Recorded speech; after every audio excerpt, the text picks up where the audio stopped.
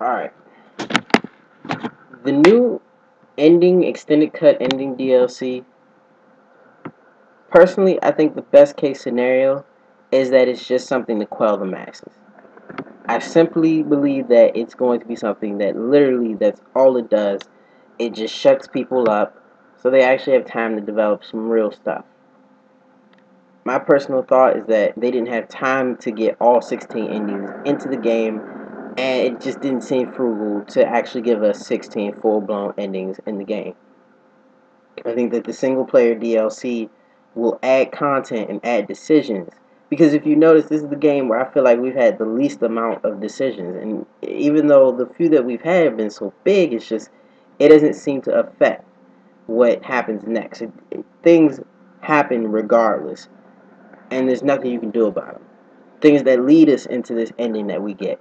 For instance, Udina being elected. Anderson foregoing the actual role of being counselor, regardless of who you picked him as to fact what. Now, I'm not sure if it's different if you pick Anderson first. Does Udina stay? I'm pretty sure Udina stays regardless. It's actually something for me to look up.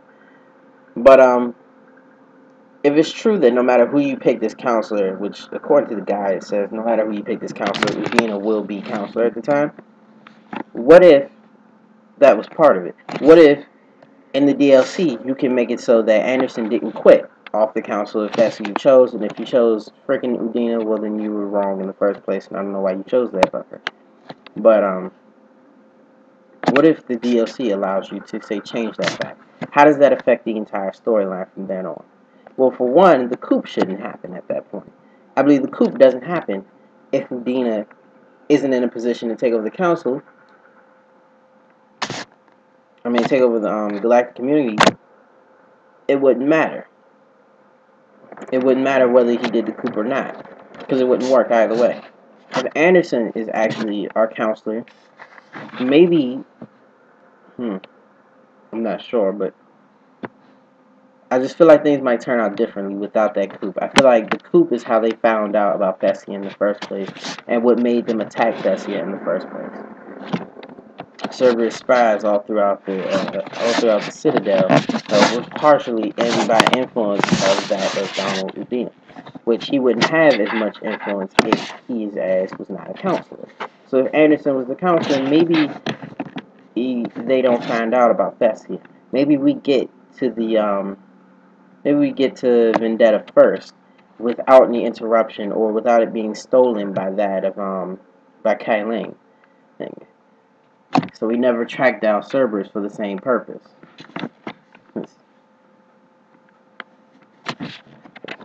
Or maybe because Anderson was there, Kai Ling gets his ass killed in that situation rather than escaping.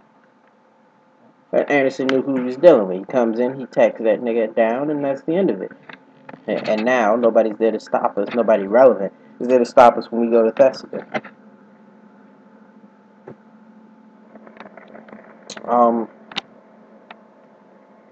The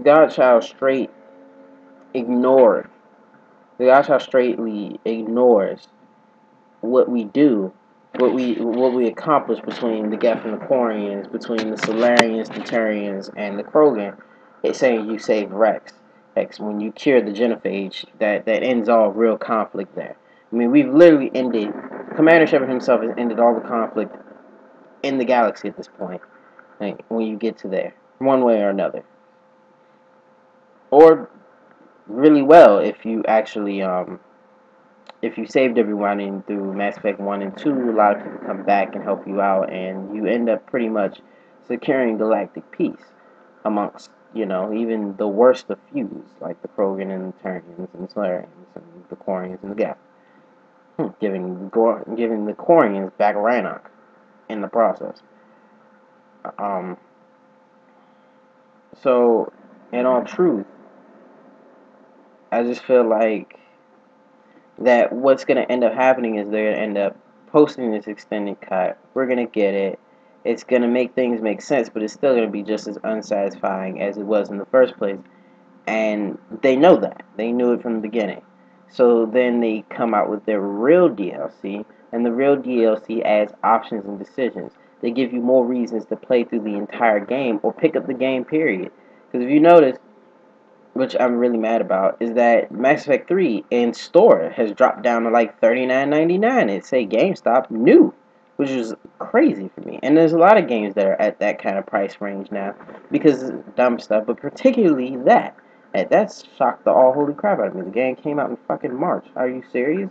Call of Duty's still $60, no matter what version you want. It's either $49 or $59. I mean, it's really that bad. So, that's my theory on the extended cut.